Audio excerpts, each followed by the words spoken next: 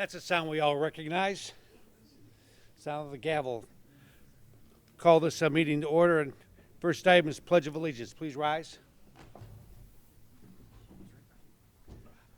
I pledge allegiance to the flag of the United States of America and to the republic for which it stands, one nation, under God, indivisible, with liberty and justice for all. Need a motion to adopt the agenda?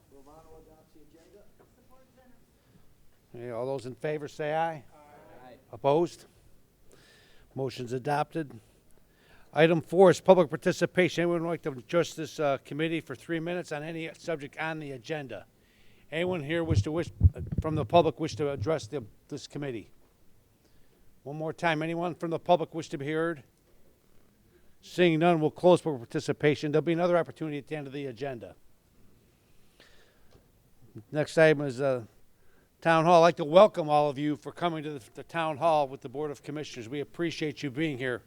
We've got several people. Our County Executive, Mark Happels, has joined us. Welcome, Mr. County Executive. Tony Ferlini, our County Clerk, is here also. Also joining us from our federal offices is Commissioner John James, representative. Is there any other representatives from the federal offices? I don't believe there are. We're glad to have them. And most especially, we'd like to welcome all of our state delegation here from the county. You all do so many good things for us. And we in Macomb County practice one team, one mission around here, and you're part of the team. And we all have the same mission of serving the public. We have different ways to get there sometimes, and we have different ideas how to do it. But the general core focus is providing the best quality of life for our residents, using our offices to help move those things forward.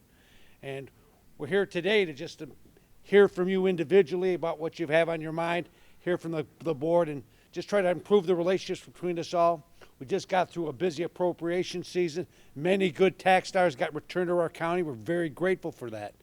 Many people don't like the level of taxation, but as long as we get the money back in our county to our residents, that's the key thing for us all. And so we appreciate all the efforts that went in to bringing appropriations to us here in the county. I'm going to go through, and you each have about 3 to 5 minutes to say what's on your mind, and the floor will be yours, and we'll go through here. I'm going to run through all the representatives who are here today.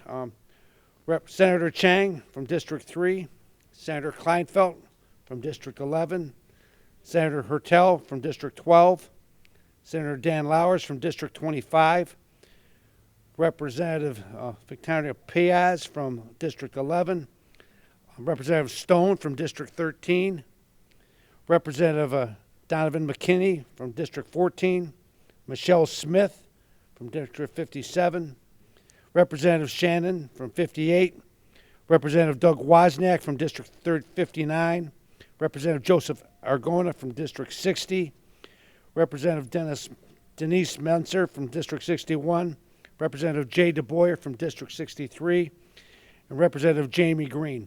I can say that this is the first time we've had one of these with so many people attending. Yes. And Representative Kimberly, it's good to see you. District 12, thank you. And Mike, yeah, Senator Weber. I'm sorry, you were on the list. I oversaw that. Sorry for that. So many elected officials, you're always going to miss somebody and start introducing people, but, we try our best. So anyway, without further ado, Senator Chang, if you'd like to address the board, if she's here. She hasn't arrived yet. If she comes in, we'll give her another opportunity. Senator Klinefelt, our former colleague, please come up. You've got 3 to 5 minutes to say what you'd like to do, or we can give you the mic if you want from your seat. I don't really have much to say. No, I don't believe that.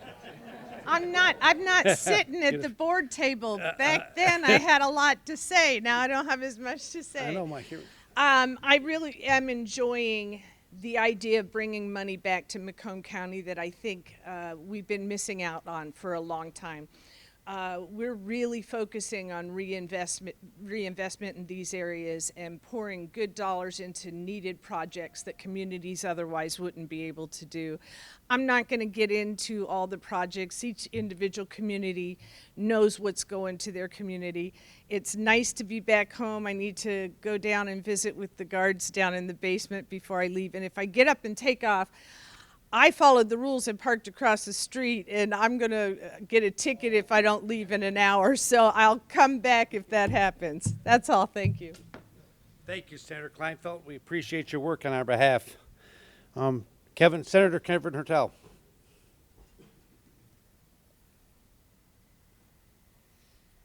Thank you, Kevin, for coming. We appreciate it. Thank you, Mr. Chairman. And I don't think I've ever heard Senator Klinefelt say she didn't have a lot to say. And I heard Clerk Forlini has free parking all over Mount Clemens today. He's been directing people, so. Oh, darn, okay. I'll pay on my way out of the garage then. It's great to be here with everybody today. It's been a busy first half of the year here in the Michigan Senate, but I think we've gotten a lot of great things done. I think back to when we first started, the repeal of the pension tax, the expansion of the earned income tax credit, which is putting money back into residents' pockets all across our communities. And then what we focused on after that was the state budget, which, as Veronica mentioned, brought considerable amount of dollars back here to Macomb County in areas that have been disinvested in for quite a long time. A few things that I am incredibly proud to have worked on in that budget. Mount Clemens is in my Senate district. I run pretty much the entire shoreline of Lake St. Clair from the Grosse Pointe border all the way up into St. Clair County. But for Macomb County purposes, we were able to bring back $40 million for the Macomb County Jail. And I want to thank the commissioners here that supported that project. The state's doing a small portion of a very large project to make sure we're handling substance abuse and mental health issues in our jail in the right way. And I think once we make these investments, and why I think it's been so important, is that other communities will look towards Macomb County to find a solution for what they're seeing in their community as well. And so I've been excited to work with the county executive. I know this has been a priority of his and the Board of Commissioners to get that done. Another thing I was proud to bring back is money for water infrastructure projects here in Macomb County. Anybody who's heard me talk, well, during my time in the House and now in the Senate, this is something I sound like a broken record on, but really want to invest in reducing combined sewer overflows into Lake St. Clair. And Chairman Brown and I were at a press conference last week at the Chappeton Retention Basin in St. Clair Shores to talk about a project there that will considerably reduce combined sewer overflows. In this budget, we were able to bring back $5 million each for two projects, one in Chesterfield, one in St. Clair Shores, that will continue to reduce those combined sewer overflows, but also make sure that the infrastructure here in the county works. And more importantly, that when we make these improvements, it's not getting put back on the ratepayers. We're doing our job to get the resources we need so that they're not seeing increase to their water and sewer bills. So those are just a couple things that I was really proud to work on. One last thing, Selfridge Air National Guard Base. I chair the State Police Military and Veterans Affairs budget in the state Senate. It was a priority of mine to continue investing to make sure we can get a fighter mission located at Selfridge, as the A-10s will be decommissioned here in 2026, 2027. And we were able to bring back $12 million in this budget towards that project, an overall commitment of $100 million over the next few years to make sure we're investing in that base and doing everything we can to really make sure the Air Force has a base they can locate a fighter mission at. And we look forward to continuing that work down the road. So thanks for the opportunity to be here today. It's always good to be with you. Thank you, Senator. Thanks. Next, Senator Lowers. Is Senator Lowers here? I don't know if he made it in here yet. He did make it in yet. Senator, please.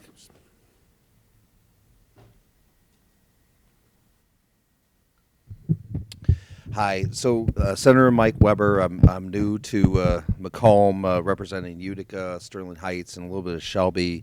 Appreciate being here today, and just kind of piggybacking on some of the comments made by the other senators.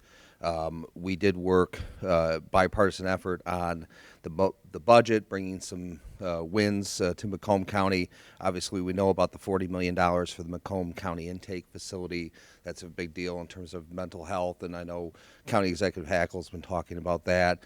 Locally, working with Representative Shannon, Representative Kuhn on both Utica, a project in Utica for Pioneer Park Pavilion and pedestrian bridge, and then also the Sterling Heights recreational grant that we were able to get. But overall, one of the things that I'm trying to champion and working with Senator Moss and then Representative Tisdale and Representative O'Neill at the House level is on the revenue sharing and revenue sharing trust fund to provide a little bit more certainty with regard to our revenue sharing for both our counties and our local municipalities. I come from a local municipality background, city council in Rochester Hills, and so it's an important issue. Obviously in the budget, our counties, our cities saw about a 7% increase in revenue sharing, but we're trying to add some certainty to that going forward. So we're finally kind of working with the MML, MTA, and MAC, and hoping to try to drive that later this year. So thank you. Thank you, Senator. Thank you for coming. We're glad to have you here today. Next is Veronica Paiz here. Please come in. How do I say that name? You're very kind. You're very kind. You're very kind. Thank you so much. Thank you. Hello, I'm Veronica Paiz, House District 11. That's east side of Detroit, Harper Woods in Wayne County, and St. Clair Shores through the south side of 12 Mile. I'm going to give you just a little bit background on me. I actually grew up junior high and high school over here at 14 in Gratiot and then 16 in Harper, so I'm familiar, many years ago, mind you, but I'm familiar with this part of Macomb County. Elementary school over at 8.5 in Van Dyke. So experience that way. I've been on Harperwood City, I was on Harperwood City Council for almost 8 years until the election. Through them, I was able to participate in Michigan Municipal League trainings, legislative trainings. So that's kind of my background there from a legislative point of view. So some things that are going on right now. I was very fortunate that Senator Hertel invited me to work with him on the water infrastructure project for St. Clair Shores. It's 1.5 miles piping, if you will. From 9 Mile to about 10.5 miles, it will really inhibit the raw sewage that goes out into the lake, and hopefully that will be a start to making the beaches better there and opening up some of that. I'm also on the committees for Municipal League and Finance. I have a real Municipal League interest. Also for higher education, for natural resources and tourism, and I'm Majority Vice Chair of Agriculture. One of the reasons I wanted both to be on the committees for both agriculture and natural resources was that I could work hand in hand with those in addressing environmental issues along the lake. So I'm glad to have gotten started on that, and as I learn more on the committees, I hope to be able to apply more of that to Macomb County and Lake St. Clair, and especially St. Clair Shores. Let's see, got everything here on my phone. So I am working with 2 St. Clair Shores constituents on some legislation right now regarding, one is business oriented about some licensing, career licensing, and another one is more focused on, well, it's a business, but what happens in that business will have a broader reach throughout the state. And that's actually going through agriculture right now. I've been able to pass a bill regarding elections. That was for partial reimbursement of special elections that are called by the governor when you don't have a senator or a state rep anymore, which I hope we won't need, but it will give partial reimbursements to cities and municipalities. And so when I say a big interest of mine is municipal services, that's part of it. I think we can put monies back into communities and save a little bit wherever we can. Oh, sorry. So right now the bills I'm working on include a canine veterinary care, retired canine veterinary care reimbursement, some animal research, criminal sentencing procedures, and also I just want to say that I have coffee hours here in St. Clair Shores, the first Monday the third Monday of every month at 6 p.m. at the St. Clair Shores Library at 11 and Jefferson, and the first Friday of every month at 10:30 at the Senior Center just off Harper in St. Clair Shores. And thank you so much. Very good. Thank you for coming out and giving a detailed report. We appreciate you. Senator Chang.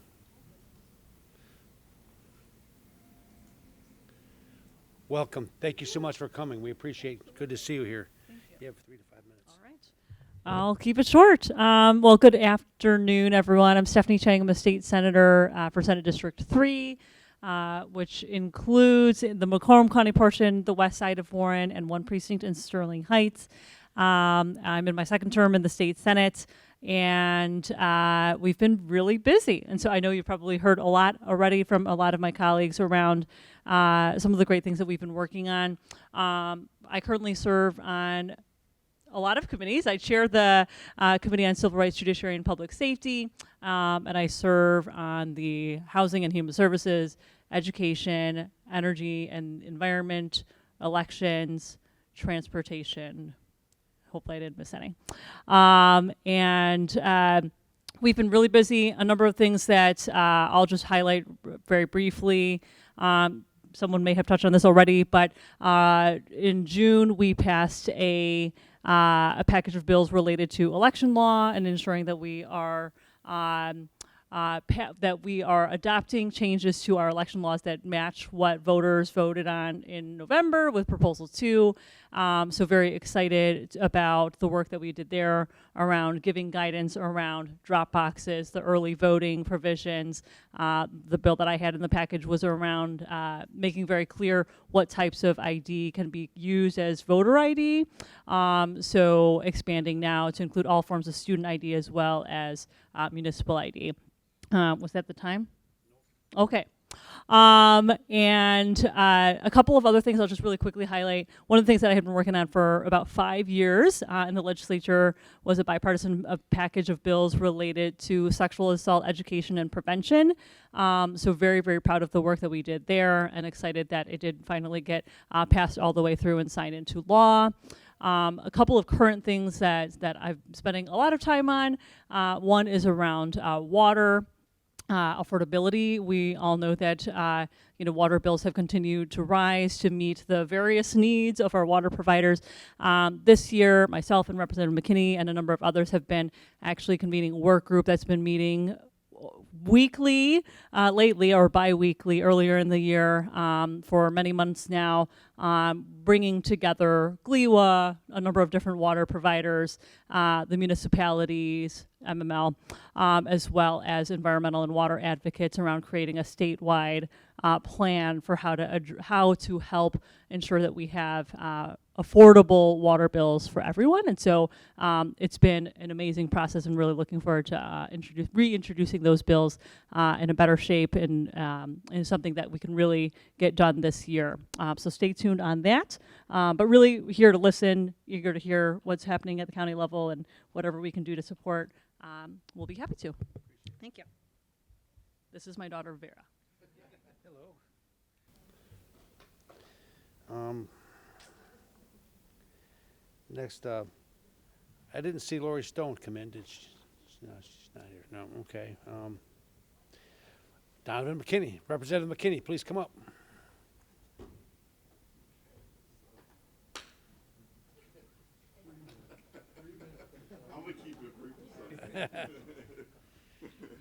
Take your time. Take your time. You got 30 seconds. 30 seconds, man. No, I'm just joking. I'm gonna kidding. make it You quick. got I didn't know. 3 5. Listen, I didn't even know it was gonna be so formal. I would have wore a blazer, so my apologies.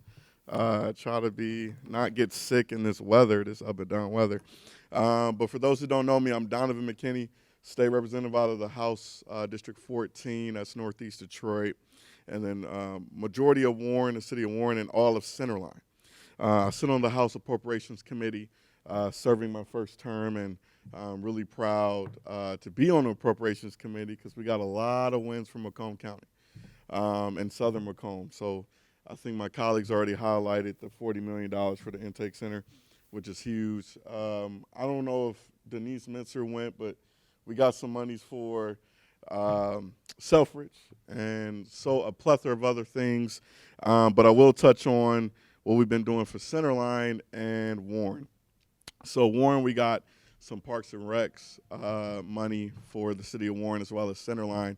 Centerline being literally engulfed, surrounded by the city of Warren. Centerline kind of feels left out a lot of the times in the appropriations process, so we were able to get some huge wins for Centerline, really looking at the underground infrastructure with the water and sewage problems they're going through right now. So we were able to get a few millions dollars to alleviate some of that problem and work with Eagle to figure out, because I think they're right now in an agreement with Eagle to try to figure out how to improve and make those improvements. So we're excited about that. We're also working on, and I just sent the letter, appreciate the support from Senator Chang as well as Senator Paul Bueno, who could not be here today, and Reps Lori Stone and Rep Nate Shannon, to expand the Innovate Mound project to include the southern portion of Mound, south of 696, going to 8 Mile.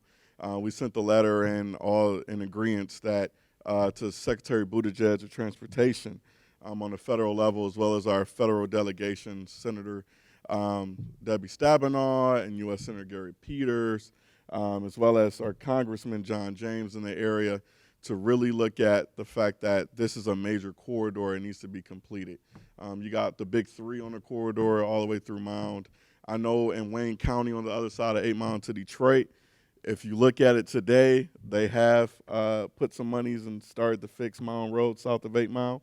And I think we need to make sure that connection, that gap between 8 to 696 is filled. So whatever you guys can do to help out on the county level, I know we're looking at it from the state and federal to continue on that, multi-governmental approach to really get something done and get these roads paved and get a new sidewalk for folks to enjoy.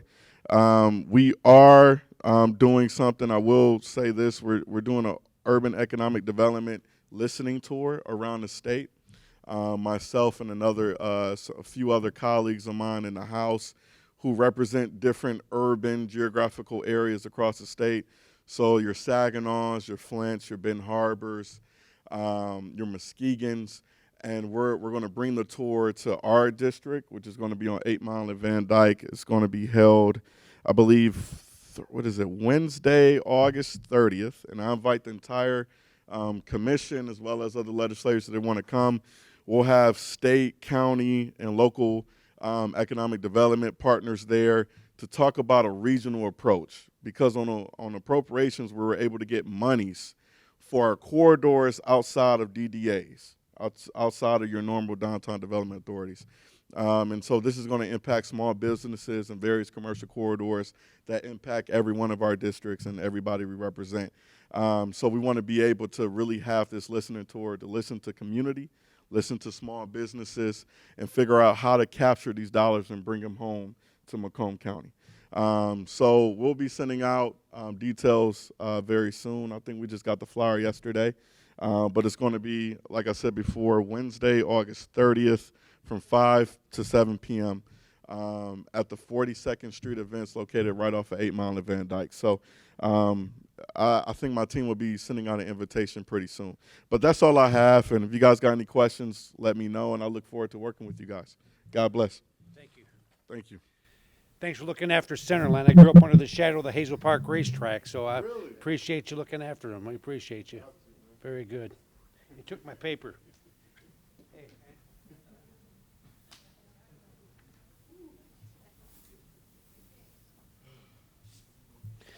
Thank you, Representative McKinney.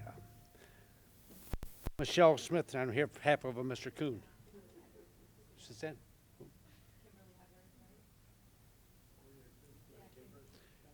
Oh, Kim, please come up.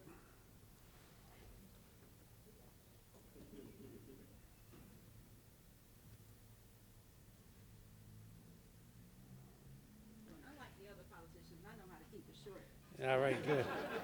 All right, I appreciate you. Thank you. Thank you. Well, for those who don't know me, I am State Representative Kimberly Edwards, District 12. I have East Point, Roseville, and the east side of Detroit. As a former social worker, I am proud to be a part of the process that sees the value in reinvesting in communities and putting money back into our residents.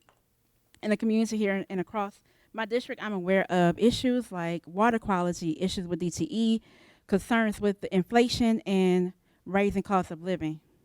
It's important that we support the community and find ways to unite and support each other. So again, I thank you for this opportunity, for allowing me to be here. And I said I'm going to keep it brief because I'm going to keep it brief because I know there's so many other people that have to speak. So again, thank you for this opportunity. I appreciate it. Thank you, Representative. Short and sweet. Come up, Michelle. Behalf of Representative Kuhn. We see Representative Kuhn around the district quite a bit. We're Yes. good to see him. Good to have his representative here. Thank you. Thank you. I'm Michelle Smith. I'm Representative Kuhn's district director, so thank you for allowing me to speak on his behalf. The legislature's on summer recess, and our office has spent the past several weeks going door to door in Sterling Heights, Troy, and Madison Heights. We visited with over 10,000 of our neighbors to discuss their thoughts about state government, what it's doing right, and what it could do better. So the quick version is that our residents of our district believe there are a lot of things the state could be doing better. Despite promises to fix the roads, residents believe not enough is being done. They feel Lansing pays too much attention to influential special interests at the expense of average citizens. They feel government wastes a lot of tax dollars and there's very little information as to how that money is spent and who receives it. And they're concerned about crime and rising prices. On the good news side of things, we have heard really good things about local governments. So a lot of people very happy with things that Sterling Heights, Troy, and Madison Heights, as well as the county level, are doing. A couple bills I want to touch on that the legislature passed before breaking for the summer. As you may have read, Representative Kuhn voted against both the general omnibus bill and the school omnibus bill, spending that totaled some $82 billion. It's important to note that Representative Kuhn voted against these bills because he objected to the process, not because of any single spending item. In fact, he ultimately learned that many items he supported and advocated for were in the budgets, including increased funding for roads and bridges, increased funding for mental health, in particular for youth mental health, increased funding for Selfridge Air National Guard Base, new investments in our schools, and for law enforcement, and so much more. I'll keep it brief. I'll skip some of this. So Representative Kuhn has been in government at various levels for quite some time. He sat on a city council, and like you guys, he has worked on 9-figure budgets as a member of the Oakland County Commission. So as your voice in Lansing, Representative Kuhn will continue to speak out in favor of more openness, transparency, and especially public input. So thank you for allowing me to speak on his behalf today, and happy to answer any questions you commissioners might have. Thank you.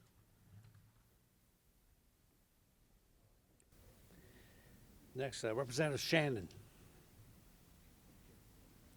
Thank you, Representative. Thank you for coming. Of course, appreciate it. Well, hello everyone. I'm Representative Nate Shannon. I am serving my third term for District 58, which includes Sterling Heights, some of Sterling Heights, some of Warren, some of Shelby Township, and also all of Utica. So this term, I am continuing to be on the Transportation Committee, but I'm now serving as the chair. And so very proud to be the chair of this very important committee, the Transportation Committee. And some of the things that we're working on are road worker safety. I think that's really important. Too many people go to work and don't come back in this country when they're working on the roads for us. So we're working on some of those issues, road funding, of course. And I'll leave the PA 51 conversation to Denise, because that is her passion. But we are looking into some of those things, and I know Joseph Aragona is also working on some of those things. I also serve on the Education Committee, and as a former teacher, very proud to bring back a lot, have this historic funding for our schools. It's very important coming out of COVID to get our kids caught back up. I also serve on the Natural Resources, Tourism, and Outdoor Recreation Committee. And I did want to take this opportunity to, hopefully all of you received the letter about the conservation districts. And I would like to have more conversation around that because we're missing out on federal dollars by not having a functioning conservation district, and we could talk more about that at another time. But thank you so much. I want to be brief also. Thank you so much for holding this forum, and look forward to the conversation. So thank you very much. Thank you, Representative. Next, we have Representative Wozniak. The Woz. The great Woz. Thank you, brother. I don't know if you know, but Donna and I are pretty good friends. So. Anyway, Doug Wozniak, Shelby Township, Macomb Township. I started out as a precinct delegate in Shelby, got elected to the Board of Trustees, was on the Planning Commission, the Construction Board, the Board of Canvassers for both the township and the county. And then I was elected a representative, and then elected senator, and elected representative again. So it's been a long ride. Education background, U of M, 1969 in mathematics. MSU, my other half, in 1998 from the College of Law. So I got a little blue, little green. Something I want to point out about the county, and I think Don said it well. We're one team here. We all work together. We don't try and mess up when we're doing something for the county. And I really appreciate the leadership we have in the back of the room. You guys can stay there. No, I'm kidding. These guys are great. And with our Board of Commissioners here, the three highlights I think we've talked about, or has already been spoken about, was the jail and intake center, the water that we're trying to save over there called Lake St. Clair, and then also Selfridge Air Base. Those to me would be the three important items that we're dealing with. One thing I've personally been working on too is, since I'm on the Judiciary Committee, is bringing another probate judge to Macomb County. I've got tentative approval. We'll see how far we get. But if we do, it's sorely needed here.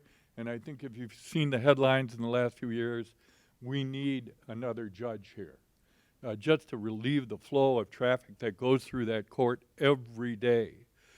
Along with that, though, I've been serving on the Elder Abuse Task Force that was chaired by Carl Merlinga and under Dana Nessel, with trying to find a way to improve the probate system. And we're doing that. We've got a 4-bill package coming out.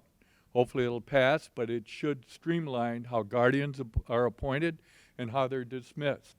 And we're going to try and get the probate judges throughout the state to follow those rules. I think if you look, if you've been in the courts like I have, you'll find that there's probably 83 different probate courts that have 83 different opinions on how to handle their cases. And that's unfortunate because a person down here gets treated differently than a person up, say, in Traverse City. Along with that, I just dropped a bill for the Uniform Power of Attorney Act. Will hopefully allow people that have powers of attorney to use them in financial institutions without getting to have to go to court to get them enforced. Also, I've got 5 bills in right now to change auto no fault, hopefully for the better. The case that was decided this summer, the Avery case, is a step in the right direction, but only a step. So we've got a few things more that I think we should do on that. And I want to reiterate what Chairman Brown said. We act as one team here in Macomb. All right? Somebody said one time, make Macomb your home. You ever heard that? Yeah? Oh, you heard it? Yeah. And that's my phrase too. Macomb is my home. Lived here a long time, going to be here a long time. So thank you. Next, we have Joseph Aragona.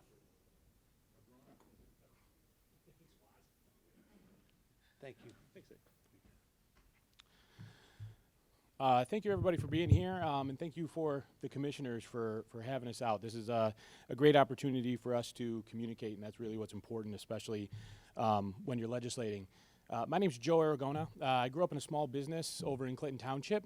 I went to school here at Oakland University and actually just got my MBA from Michigan State University. Later, after my bachelor's degree, I actually went to work in Lansing for a couple of years. I was a legislative director for Tony Forlini, who's standing in the back of the room. And he kicked my butt quite a bit, but it was good, and he really became a mentor, and now I can call him a good family friend. So thank you one more time, Tony, for all you've done for me. A couple of things that I've been working on, roads. Obviously, we know that roads here in Macomb County are not the greatest. I'm very happy that some of my colleagues brought up Act 51. I will be very much on board for changing Act 51 or any other idea that we have to get more road dollars here to Macomb County. Because not only do our residents want it, I think businesses that are coming into Macomb County want to see an improvement. And at this point, I think it's actually hurting our economic development a bit. So I did introduce my very first bill, actually does have to do with bringing more road funding to Macomb County. If anybody knows the chairman of transportation, it's sitting in his committee right now. Nate Hint. Okay. I won't give you too much. I won't give you too much on that one.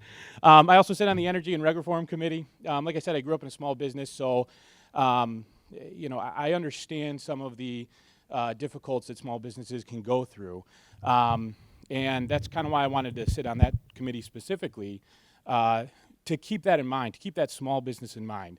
You know, they tend to be a little bit more agile, but at the same time, sometimes it's harder for them to jump through the hoops of regulation. And it's a lot harder for them than it is for larger companies who might have more cash, more people, more capital in a variety of different senses of that term. So that's why I wanted to sit on that committee. I think we've been doing some good work, some bipartisan work on that committee, as well as energy. Energy is kind of one of those things that it's kind of like underground infrastructure. And I think across the aisle here, we can look at underground infrastructure and say we need to do more improvements. See a representative from Candace Miller's office here. You know, I know she's working very hard on that. But at the same time, underground infrastructure, similar the grid, is something we need to take a look at. We don't want to, in general, people tend to look at that once it fails. We don't want it to fail. We want to make sure that we're getting ahead of any of those situations. It's a big subject. I'd be more than happy to talk to you guys in more detail at any given time. I think many of you have my cell phone number. If you don't, just reach out. I'll give it to you. But those are two of the committees that I think we're doing the most important work, the most bipartisan work as well. I'm also working with the Macomb Restaurant Association. I think some of you have seen a recent court decision. There were some issues with how they were shut down during the COVID shutdown. That's something I'll be working with them on come the fall. So that's just a couple of the things I was working on. I do want to repeat some of the words from Don Brown here. One team, one mission. I think that's great. And I know that there's on our commission, you know, I'm looking at Republicans and Democrats, but one team, one mission, right? And I think a lot of us here on this side, in the legislature, we try and have that mindset. You know, don't get me wrong.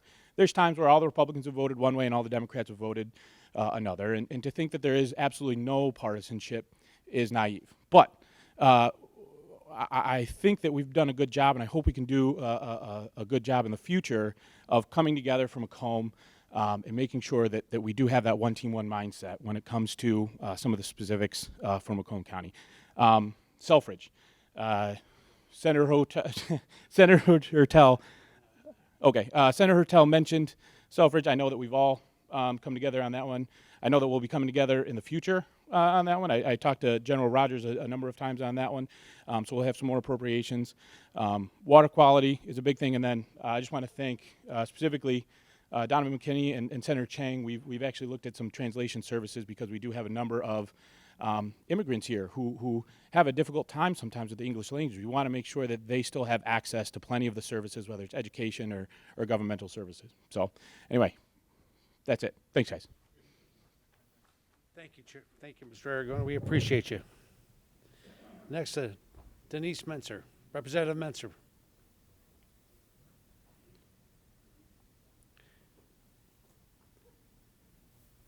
Thank you, Representative. Good to see you. actually, you were correct the first time. I came from a family of 4 girls. My dad desperately wanted boys, so I was called Dennis several times. Macomb is my home. I left the county in January after 25 years here. My father happened to be a detective lieutenant, now retired from the Macomb County Sheriff Department, who worked with Mark Hackle's dad. Mark and I have some really big shoes to fill because my dad is awesome and so is his. And we're doing everything that we can to lift up Macomb and make it everybody's home. Everybody should want to be here. And I see some people in the audience here. Here's Mr. Lorenzo. I talked to him on Friday at the opening for the College Skilled Trade Center. Your name is on my diploma. I went back and looked. So I graduated way long time ago from Macomb Community College. It took me like 10 years to get there. But his name is on my diploma. And here's Mr. Baker. I've been working with Candace Miller, who I have the utmost respect for, to eliminate flushable wipes, which has been causing a lot of Clinton Township and Macomb counties infrastructure problems. So hopefully we'll see that hit the floor, of the House this fall. People have, multiple people have said stuff about Selfridge. Well, I was happy to make a amendment on the House floor to add $10 million to expand the runway. Selfridge brings about $800 million in economic development in our community alone.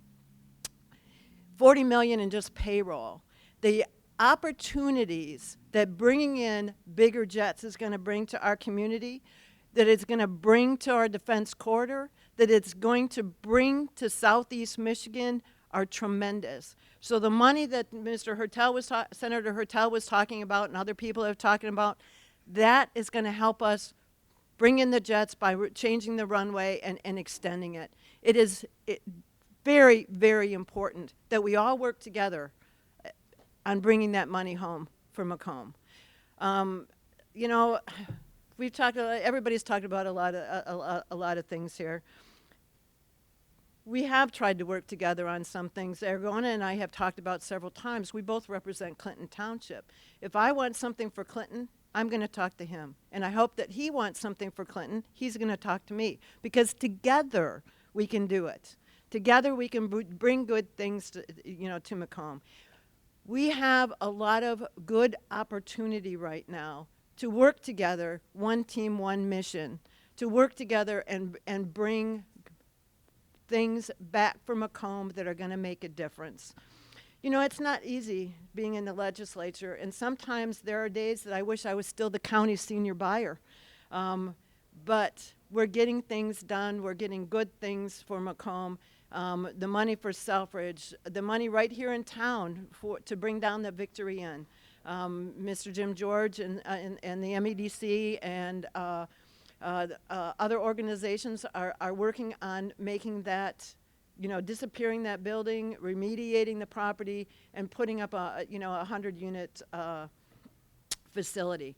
We are doing other good things in Macomb. We were able to bring in $1 million for an inclusive playground in Clinton Township. City of Mount Clemens is getting a brand new fire truck. If you know Mount Clemens, we only have 15,697 residents, so that's huge because our annual budget is only $15 million, and that covers everything. So bringing in the fire truck's huge.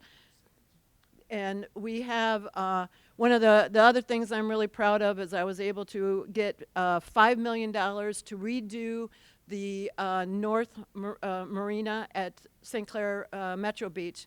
That beach is popular to everybody. That's going to become, they're going to update the utilities. It's going to be ADA compliant, and it's going to make a huge bit of, huge world a difference for everybody that enjoys that park.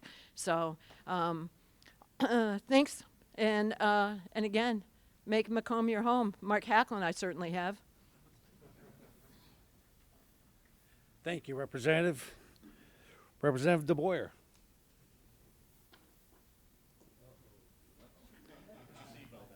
Our friend from St. Clair County, got Macomb County now. Good to see you, sir. down there. Thank you. Well, first, thank you, Chairman Brown. Thank you, commissioners, for giving us an opportunity. I'm a freshman representative representing the 63rd House District, which essentially represents the southern half of St. Clair County. the city of New Baltimore and the township of Chesterfield, except for 3 voters that Joe Aragona represents. And I will say first, I'll start by saying that what I've liked hearing here is our discussion about water and water infrastructure, and I don't mean necessarily just drinking water. I mean the waters of the St. Clair River and Lake St. Clair. I grew up in Clay Township in Algonac. Harson's Island is where I spent my summertime, and I think that this is not a partisan political issue. We are all on the exact same page here, and it's wonderful to hear that we have a unanimous position about what we need to do to improve the quality of our water here. So that's the first thing I will tell you. Chesterfield Township, Senator Hertel touched on it. Chesterfield Township, I think, got an allocation of about $5 million to help with an interceptor that's got some issues, which again is going to directly address water quality that's being discharged into that river and into that lake.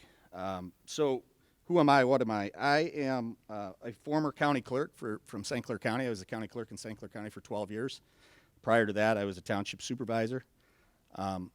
I've also been a small business owner for 30 years, and I use that business prowess and business position when it comes to spending dollars that are allocated. I view them as my own, and I view them as we have a responsibility to spend them wisely. And although I did disagree with some of the budget items as we allocated them, we did do a lot of good things that came into Macomb County.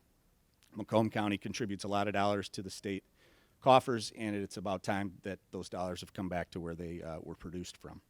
Some of the things that I'm working on, being a former county clerk and a register of deeds, Senator Santana and I are currently in a process this fall, it'll get ramped up a little more, to address deed fraud and title fraud, which is becoming a bigger issue throughout the country and the state of Michigan. We're going to attempt to tighten up the ways by which people are getting access to not only perhaps your actual tangible property, but to your equity that is in your home. That is a growing fraud concern. I'm on the elections committee because I was a county clerk for 12 years. We've done a lot of things. We've worked through a lot of the Prop 2, Proposal 2 that passed last year, with getting the laws in place to at least address the various issues that we must address for the election process due to the Prop 2. I'm also participating in a notary reform.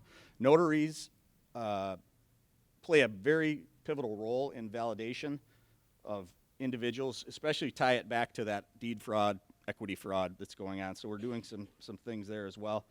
I also sit on the Housing Committee for Economic Development with Representative Aragona. Nate, are you on that one too? No, you're not on that one.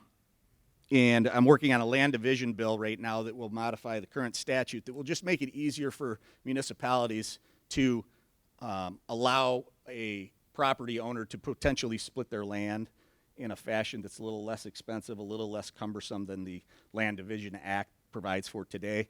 It's a may. Each municipality it'd be up to them as to how or why or would they allow that to occur. I think it will help with some of the cost of land to help drive down some of that cost of affordable housing that we hear so much about. So that's really what I'm working on in Lansing right now. Again, I'm a freshman. I'm still learning a lot, but I do appreciate the relationships I've developed on both sides of the aisle.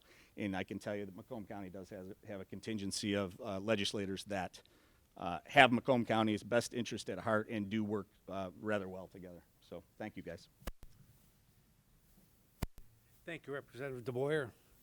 Representative Greene, who were you with last night? Good to see you, Representative. Nice to Thank see you as Nice well. to see you. It is an honor to be here today. I packed up my canteen and drove south of 26 Mile Road today. So I am Representative Jaime Greene, and I represent the northern part of the county, and all of the agriculture is in my district. And that is where you find Blake's and all your fantastic agriculture and your Christmas trees and your apples and all that fun, great stuff, and the sweet corn provided. So things that I have been working on, so I am the vice chair of the education committee, so education has been a big hot topic for me, and I am very proud that we've had a lot of bipartisan, actually, legislature that has come out of the Education Committee. And one thing that I have been very focused on, too, is also how to bridge that gap. We have some parents that are not pleased right now. You have school board members who are struggling. And so as a state legislator, I've been working on how to bridge that gap between those and open up the lines of communication so that the law can be clearly followed and enforced and everybody can just put the kids first. And so we've been working really hard with Representative Kolazar, who's the chair of the Education Committee, on lots of things that are starting to put kids first. Also, I've been working on a Be a Good Human campaign. So we have got a lot of just, you know, as a nation, as a country, we've been struggling with just being a good human. And I am so proud of our Macomb County caucus, really, because these individuals here are good humans. And we work together, that even though we have that big D or that R next to our name, we come together and we put Macomb County first. Because when Macomb County thrives, the rest of the state does as well. When Macomb County's economy is doing well, the rest of the state's economy is also doing well. And we have such great, talented individuals here who, many of them, like myself, came from local government. And so they know how important it is to be able to govern at that local municipal level and also at that county level. And so that sometimes we need to work, and we are working on just the state getting out of the way so you guys can do what you guys do best, and that's take care of your local communities. So it is an honor to be here. Thank you, commissioners, for inviting the legislators here today. And I look forward to doing this again. Thank you. Thank you, Representative Greene. Another representative, I'm going to leave Mark Hackle a couple minutes to say 2 minutes. Thank you. Thank you. You too. Holy cow. Yeah, thanks, Don. We really appreciate the Board of Commissioners taking this opportunity to do that and have the legislators come in here. And I got to say, Jamie and Jay, you hit on a spot, or you hit on the point that I wanted to make, and I'm going to keep it brief. But it's amazing when you look at what's going on here in Macomb County, specifically with our legislature that's representing us at the state and even at the national level. But I'm going to stay with the state level since you're here today.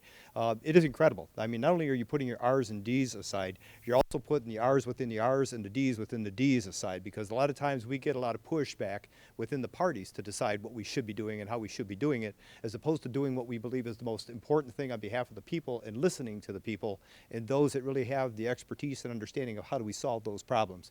I say that because you've been working with my staff intently on many issues here in Macomb County. We brought back a lot of funding on behalf of Macomb County. This group of people here did, because they've been listening to the people, listening to those that understand how to fix those problems, and provided funding to help us make that happen. So again, I applaud each and every one of you for having the interest of wanting to understand, wanting to learn, and wanting to be the best representative you can be to provide the support that is necessary to make this happen. And so with that, I hope the continued support is there as we continue to move forward on other projects here in Macomb County. And I can't be thankful enough for what you've been able to do these past couple of years. And as to the Board of Commissioners, again, you know, I want to thank you. There have been many issues that we've been dealing with over the years. I think the testament to where we're at today is very simplified. If you look at what is supposed to happen within county government and any unit of government, is making sure you're balancing the budget and providing the services that are necessary. Well, I think we're seeing that here at Macomb County at an extraordinary level. Incredible services being provided by all the countywide elected officials, department heads, and specifically making sure that we're doing it within budget.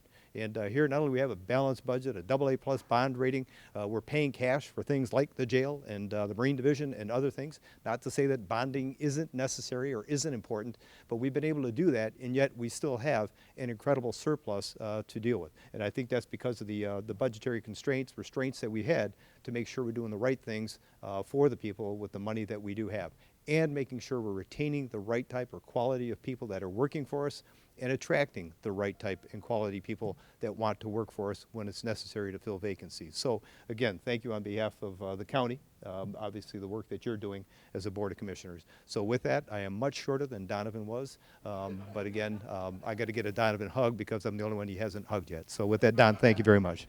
So appreciate you, brother. Hey. You bet. Thank you, Mark. Appreciate it. You know, I come from the north end of the county. It's a rural community too. Most of the agriculture happens in my district, and I was going to bring my shepherd's hook. I often tend my flock up there, and sometimes it comes in handy if things go on too long. I use the shepherd's hook to pull people off the podium. but today you were all very disciplined, and I appreciate that. I'm going to open this up to commission questions from my board that may have. My Board of Commissioners is very active and involved in the whole county as well as their own communities, and they may have commissioner questions of you. Anyone have a question? Mr. Song. We're going to bring the mic to you because we have a separate mic there. My question is regarding the elections laws. Senator Chang, since you serve on the elections committee, and for all of you who, have a role in making sure that our laws are safe and secure, my concern is we have over 92 committees right now that owe fines in excess of $16,000 down to $20. And I feel that our election laws are not strong enough to really enforce these committees to pay the fines that they owe. I think that our election laws could be stronger. And what are your thoughts regarding this and making sure that these fines are actually collected and that this money can go back to the local clerks or the county clerk to use in their departments for maintenance and other things? That's really concerning to me. That's one thing. But overall, I believe our election laws are just not strong enough. And what are some things that you guys can do to curb some of these issues? Thank you. Thank you, Commissioner Song. Trying to stand here. So, thanks so much for the question. I do know that Secretary Mentzer and previous Secretary of State before her have been obviously doing what they can within the law that we have to really follow up on the fines and fees that are charged when various candidate committees and ballot committees are. I'll just keep talking and hopefully people can hear. I think all of us would probably be very open to any suggestions. So if you have specific suggestions on either the flow of the money, it sounds like, or other enforcement mechanisms, definitely feel free to reach out. I'm sure that we will be open to hearing. But I don't know if others want to chime in. Very good. I would just say, I guess first a little bit of clarity on the question. You gave a number, you said 92. Is that state committees? No, just in Macomb County. So Okay. we currently have 92 different committees that owe various amounts in fines, Sure. the highest being $16,000. If you add that all up, I mean, it's in, the hundreds of thousands. And what can we do? And maybe it's working with the prosecutor to make sure that, these fines and fees are actually collected and enforced, that our election laws are enforced. Right. So, obviously, Clerk Forlini has the management of the campaign finance. So I guess, transparency is important. And to me, it depends on what are the fines. Are the fines a bookkeeping matter? Are the fines an example of clear, I'm trying to hide something? To me, those are two different and distinct things, right? If there's a bookkeeping error, are we going to turn a person into a criminal because of that? And I don't know that that's necessarily what any of us want, right? But clearly, if you have individuals who are shaking the books up, right, and they're doing things inappropriately and they're just not reporting, then yes, I would think that Clerk Forlini, if you want to talk to this too, you can. But I think Clerk Forlini looks at those on an ongoing basis. I don't profess to be an expert on the law of it, although I managed it for 12 years.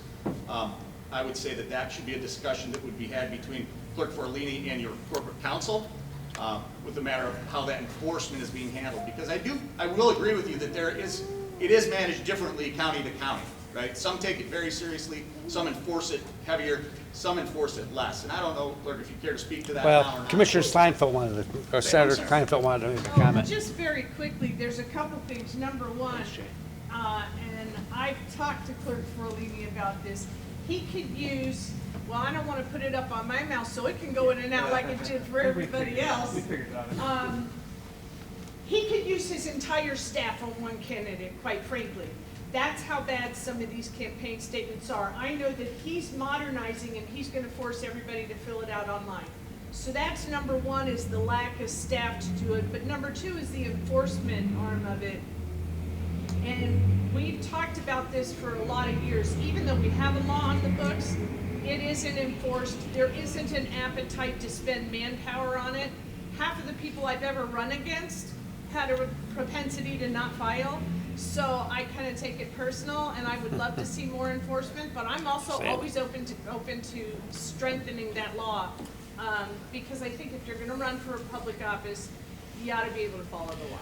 Briefly, Commissioner Veronica, do you have any comments? Clerk. Yeah. Well, no, this is a great topic, and since I took office, I think we've cleared up about 70 cases here in Macomb County. And usually what they are is they're school committees. They're groups of people that got together, form a committee to try to get a school millage passed or something silly like that. And one had $30,000 of fees that were sending notices to nobody. So we cleared up a lot of this. And you know what it really took? Was we got one person on the phone, forget about mail, forget about email, forget about all that, call them. And most of them didn't even understand that they were behind. So we got most of that cleared up just by a phone call and an understanding. And that's really what it took, was to get a little bit of an understanding, have a conversation, clear up the books. But I also have a bunch of stuff we can talk about, which we won't do today. But I'm happy to give you any kind of suggestions, because I think some of them are overly punitive and people just give up. I got $5,000 in fees. They're not going to pay it. So increasing the fines isn't the answer. It's modernizing some of the things that we've done to make it electronic, a little bit easier to file. We're trying to make government easier. Most people, like Representative Boyer said, it's a matter of just being on top of it and us modernizing and getting that. Nobody's really trying to get away with anything. I shouldn't say nobody, most. Right? Thank you, what Commissioner. Thank you, Tony. Thank you, Clerk Fellini. Thank you. Commissioner. I need to put the money in there.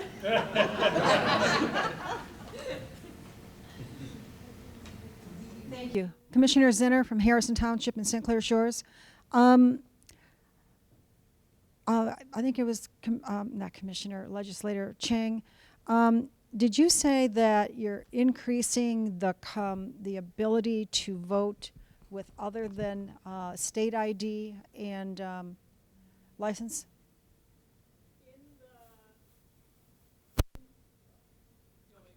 Oh, well, I have another point. I'll bring it back.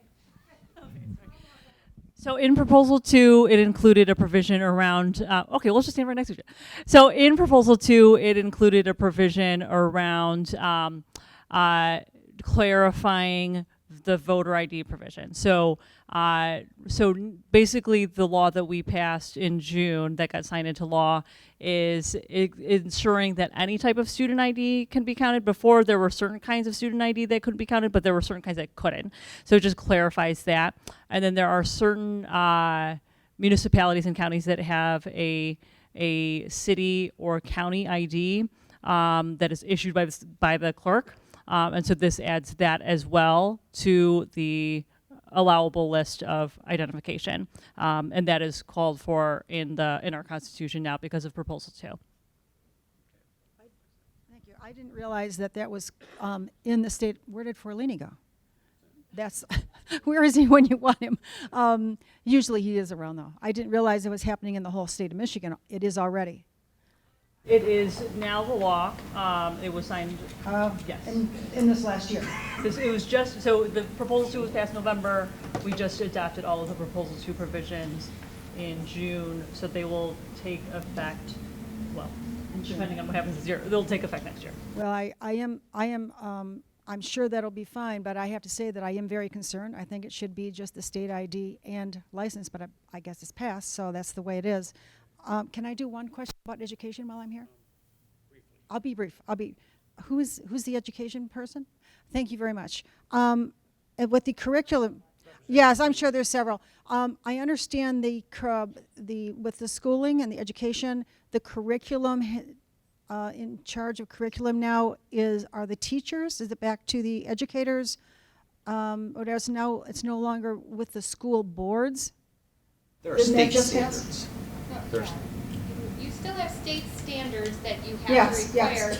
and it still is left up to the school district to determine the curriculum. Now, if the school district itself chooses to have the teachers to have that involved, they're willing to do that. We have not changed anything in the law regarding curriculum. I thought something passed that said that did change. No. Okay, thank you very much. Good. Thank you.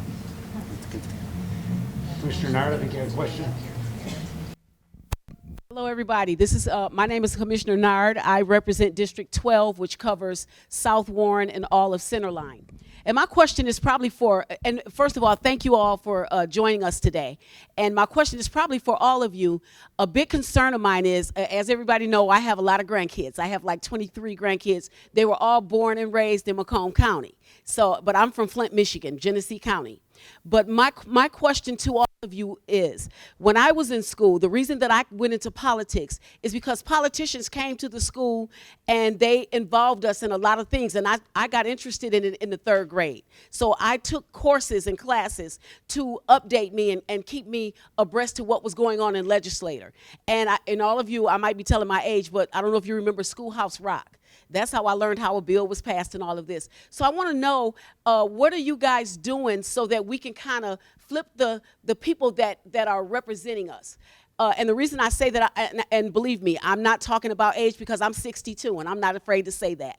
But there's a lot of young people that ask me, how can I go into politics? How can I vote? What are you guys doing so that we can get this to our young people so that we can continually have good people representing us? Because when I get 85 or 95, I want to have some good representatives making sure that my rights and my Social Security check and everything is going to be intact. So what can we do to fix that problem? Oh, I'm dying on this. You go ahead. Why today? Yeah, people are probably sick of hearing me talk about this. I'm 65. So when I was in high school, we had a government class. I went to Clintondale. We had a government class in high school, which was great. One of my fellow students ran for school board right after graduation. Didn't make it, but still. So I spent 8 years on Harper Woods City Council. What got me interested was that I saw a news story in the local paper at the time that one of the council persons wanted to make some law outlawing certain dog breeds. And I got all ticked off. My dog had just died. Why not? So I went to a council meeting, and I got hooked. And I said, well, I'm going to run for office. And it was too late, but the city clerk said, well, why don't you get on some boards here? We've got openings. And so I did that on boards for years until I ran for council and got on. So for me, it was happened to be a news article that got it started. So I think when we're thinking about information, not everybody goes to their computer to look for something. Also, I'm thinking about my nephew in Lansing. He lives in Lansing. He was talking once, just complaining about, I think it was zoning or something. He's a cook. And I said, well, you can think about running for office instead of just complaining about it. And he's like, well, I don't have any skills. I don't know anything about this. And I said, well, you've worked in kitchens your whole adult life. Do you know coding? Yes. Do you know what happens with the coding for the electricity? Yes. Do you know what's needed for food regulations? Yes. All these answers. And so I think it's partly people need to not discount their experiences in any realm. They need to be encouraged that just because you think that I'm line cook, I could never make it to a commission or something. They need to be encouraged to follow up on that and to look at their skills and see how they can be applied. Because it's actually that diversity that makes a commission stronger. You know, you don't want just lawyers on there. You don't want just construction people on there. You really want a diversity. So, so I think that's a good thing. Michelle, you can't be talking to a bunch of politicians and asking them how you can flip them out of office and get other people in and get a really good response on it. What we used to do in East Detroit schools, back when it was East Detroit schools, was we had shadowing of the administrators and the elected officials. I am talking to the superintendent about bringing that back. We had it on a large scale, meaning it was every administrator in the city, every administrator in the school district, and all the elected officials, and I like to see that again to spark the interest. And I don't use the microphone.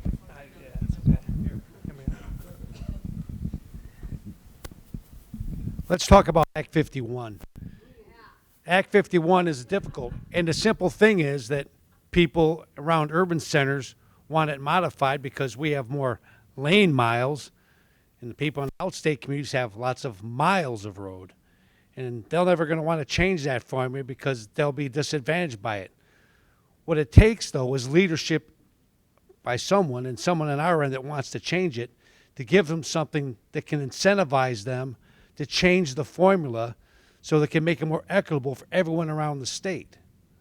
And I don't know, you got all, it's horse trading in Lansing. It's what you need to know to do for bills. And so you got to give them something that they want to get something that we want down here in the southeast and around other urban centers around our state. And it has to be done on a bipartisan basis because we're going to need every vote to accomplish that. And it's always been stymied. That law's been in place since 1955. I mean, it's crazy. So we need to try to change it. And what is there any hope of that happening in this term, this group of legislators we have up there now? Is it the priority? Well, I'll take the mic. So I'm sure there is. Please. Macomb County has, since 1951, Yeah, Macomb 51. County has been a donor community. We donate all of our, all of our money to other communities from the north up. And you're exactly correct. In talking to some of our colleagues, they want to keep our money. They want to keep Macomb's money. They want to, and they're not generating enough money to take care of their own roads. So we're going to have a hard time in the legislature passing any kind of law changing Public Act 51 because the northern communities want our money, bottom line, want our money, right? So we're looking at what can we change? Lane miles. The UP for two roads, two lanes, one going that way, one coming this way, gets the same amount of money that we do for roads that have 4 or 5 lanes, Gratiot, Groesbeck, Mound. They get the same amount of money. That's nuts. But changing that, we're going to have a hard time getting that passed because they want our money because they don't generate enough of their own. So there have been some introductions. Mr. Aragona put forth a bill that hasn't made it through committee yet about keeping registration fees for vehicles here in Macomb County. If the vehicle is registered here, we keep all the money. That's something that we're going to have to talk about. But we're also going to have to talk about changing the whole lane mile thing. Why should they get the same money for two lanes that we get for 6 or 8? It's ludicrous. But the willingness in the legislature is really, it's not there. And I'll tell you, one of the people that have been, I've had multiple conversations with is Brian Santos from the Macomb County Department of Roads. He would, kiss the ring on our hand if we could get this changed. And it is something that we are looking at, that again, it irritates the hell out of me that they're taking our money and they don't want to give it back to us. Okay. Anyone else want to comment on? Yeah, real quick. Just to reiterate, I think that right now, I personally think that the votes are in the House. I don't know the Senate as well. I'll let the senators speak to that. But you know, I can't really blame. I can't really blame a representative from the UP or from Northern Michigan. If they're getting the money, are they going to vote to not have more money? No, you know, if it was the other way around, if we were voting to give up money out of Macomb County, I'm not going to vote for it. I am fully in favor of changing Act 51. But again, I think we have at least 56 votes in the House. It's just whether we can push it across at this point. Well, and the if UP we can get needs, through the Senate. UP wants to promote their mining industry, to bring a lot of extra money to them. There may be state regulations that are preventing that from happening. Or they want rail access. Maybe there's money that we could give them on things that are important to them for economic development that would help them sweeten the pot to give them to say, listen, maybe we'll meet you halfway on some of these proposals. Yeah, that we horse wanna trading do. a little bit. Yeah, again, I'm willing to. If it improves roads, I'm willing to have any and all conversation. I think I can speak for all of us to say that that's the case. Okay. Thank you, Joe. You know, I actually think the votes have been there in the House and the Senate for a while. I worked with former Representative Jeff Yarrick on this issue during my time in the House, and when I sponsored one of the bills to change Public Act 51, my colleague from the UP sent me a text message and said, if you're going to sponsor this bill, you're no longer welcome in the Upper Peninsula. And I laughed, and she said, no, I'm serious. Don't come here. Because for them, it creates jobs, it improves their infrastructure, and they've received this money in this format since 1951. So I get the challenge in changing that formula and taking away something they might have today, but I always invited them and said, well, come down to my district. Drive on the roads in my district and see the impact it's having on my residents, because the money's leaving this county going to repair a road that might not need to be repaired yet, or at least is not in as bad a shape as a road in my district. And so my residents are hurting. And so they never took me up on that offer. Not one ever came down here and allowed me to drive them around and show them the work that we need to do, not only on our state highways, but on our local roads as well. If you break down, and this is the work me and Jeff Yarrick did together, if you break down the districts that would benefit, all the communities that would benefit from a change to Public Act 51, as opposed to those who wouldn't, I believe the votes are there because there are more districts that would benefit, see more dollars come in, than districts that would lose money today. The challenge has always been the leadership in both the House and the Senate, and this is not partisan, it's just from where they were from in the state. We're both from rural areas that benefited from Public Act 51, right? So the former Speaker of the House in every term that I was in the State House, the Senate Majority Leader, had no desire to take up a bill changing Public Act 51 simply because their areas will lose out. And I get that. That's the politics of it. I do think we have leadership today. The Speaker of the House is from the city of Detroit. The Senate Majority Leader is from Grand Rapids, both though, and Kent County as a whole. Both those communities would benefit from a change to Public Act 51. So I think we're in a good spot. I think Senator Klinefelt chairs the Senate Transportation Subcommittee. And I think we've both let MDOT, I sit on the committee as well, we've both let MDOT know that this is something that we're interested in, that we'd like to see a change to Public Act 51, work with our colleagues in the House to get that done. And it might have to be something in the beginning that any new money that comes in flows through a different formula. Whatever we can do to get more dollars back here to Macomb County is what we'll work to do. We'll have to work with our colleagues across the state to figure that out. Thank you. Representative Shannon had a... And I'll be really brief. So, just to let you know, I am chair of the Transportation Committee, so that Representative Aragona, his bill has been referred to my committee. And I'm not putting the brakes on it for any other reason than we need a little more time to vet it. Because the House fiscal analysis of the bill, there's some pretty negative things that are involved in it. And so we're going to try to work through those.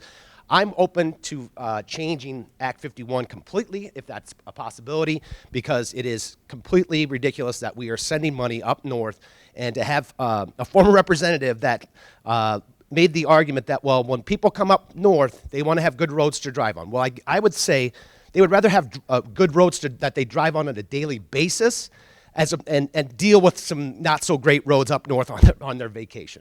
So we're looking at it. I'm willing to take things up. It's going to be a bit controversial. It's going to be a heavy lift, but I think we can get something done. So that's my intention. So I hear all the discussion about Act 51, and I think, oh my gosh, everybody's talking about Act 51. In the meantime, the sky is falling. We're going to electric, folks, and our whole structure is based on gas. And we've done nothing about that. That's where the discussion has been in Senate appropriations, is how are we going to fix that? And there's been study after study. There are discussions about going to toll roads for most of the highways. And by the way, just so you all know, the very first one they would like to do is 696 because it's already new. So I don't think that's feasible. We're talking about taxing through registration. Well, what about the senior that drives 5,000 miles a year versus the person driving 150? So it's really complicated. The car companies don't want to be responsible for letting us have access to the reports of how much each car is being driven. So it's a lot more than just Act 51. We need to just rewrite the whole thing, and that's going to take a lot of time. In the meantime, these other small items are being put forth. And then the last part about that is also the distribution. We're fixing the damn roads, but we're fixing the state highways and we're fixing a lot of the county roads. How many of you see local roads being fixed? I got to tell you, I've got roads down in East Point. There's a tree sprouting in. The local roads aren't getting attention, which means we also need to look at the distribution as well. Thank you, Senator. Any other questions from the commissioners? You know, Senator Klinefelt raises good points about electric vehicles and all the push for that. You all control the Public Service Commission up there. You got to have them be pressing them to push on all the above strategies for energy. That our grid is weak as it is now.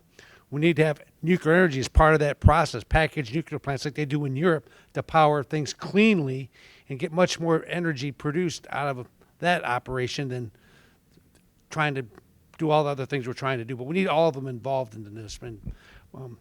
So, Commissioner Nard, one more question. That's why I asked the question I asked. When you have people like Senator Klinefelt, and you have a Donavan McKinney, and you have a Mark Hackle who's doing really well, you have a Don Brown who does well. That's why I asked that question. How can we keep people like that? So when your time is done and you want to be done, we need to have somebody to come after you. Everybody liked John Conyers, but John Conyers didn't raise anybody up after him. So Detroit kind of lost out when he was gone. So that's what I was asking the question for. How do we keep somebody like Veronica Klinefelt when she's ready to retire and not want to do this anymore? We need somebody like her still working for us. That's why I asked the question I asked. I just wanted to clarify that. Thank you. All right, we're going to continue the rest of the meeting then. Appreciate everyone's participation. Public participation. Anyone here from the public wish to be heard? Anyone else from the public? Seeing no one for the public participation, we'll close it. Any commissioners want to make any comments before we conclude?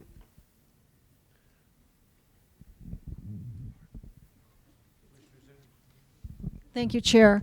I know we have a lot of legislators that have brought up about the water, and I live on the water also. I oversee the water, and I know they're really wanting to take care of that water, and I can't tell you how much I'm happy for you two.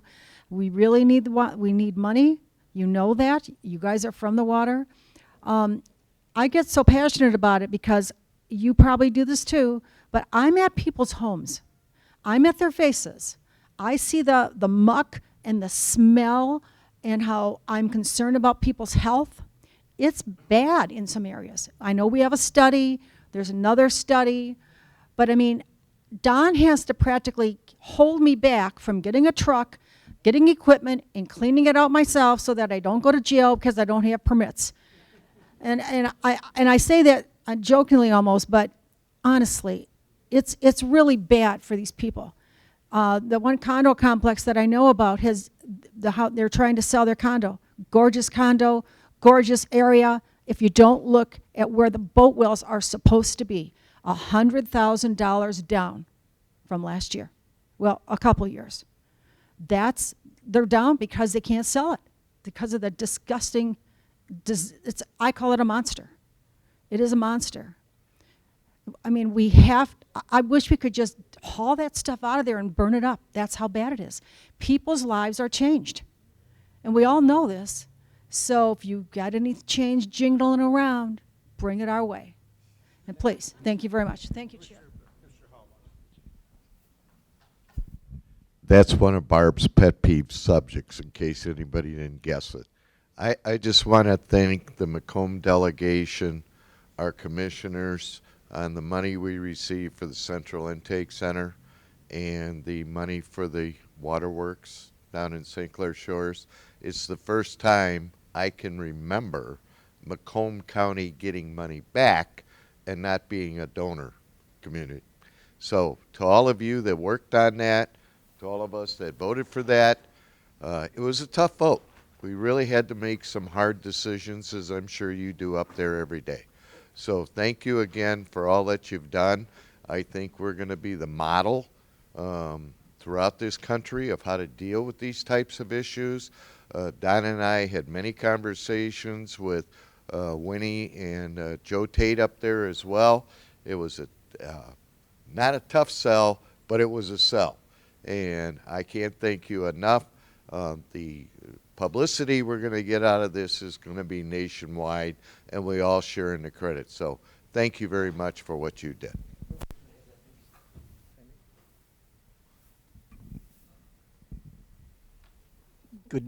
Good afternoon, everyone. There's been some talk about changing the election cycles, the filing dates. Anybody want to take that question up, or where is it at? Where's it sitting at right now? Because I'm sure a lot of us who do want to file are hesitant in doing so because the cycle itself might change for the actual dates of filing. So anybody want to take that up? I'd appreciate it.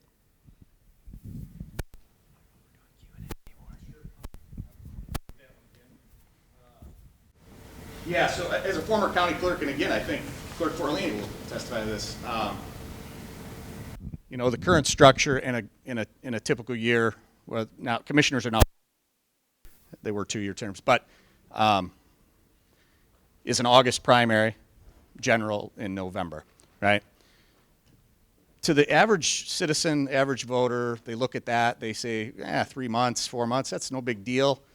The reality is it is, because there is not enough time between August and November to execute all of the things that need to be executed for an election and to meet your timing deadlines that are mandated by federal and state law. If a person exercises all of their constitutional and legal rights with regard to perhaps a challenge or a recount in an August primary, they will actually exceed the deadline by which a ballot has to be printed by federal law. So that doesn't make a lot of sense. You could actually get to a point that you don't know who the candidate is when you have to print a ballot for the November election.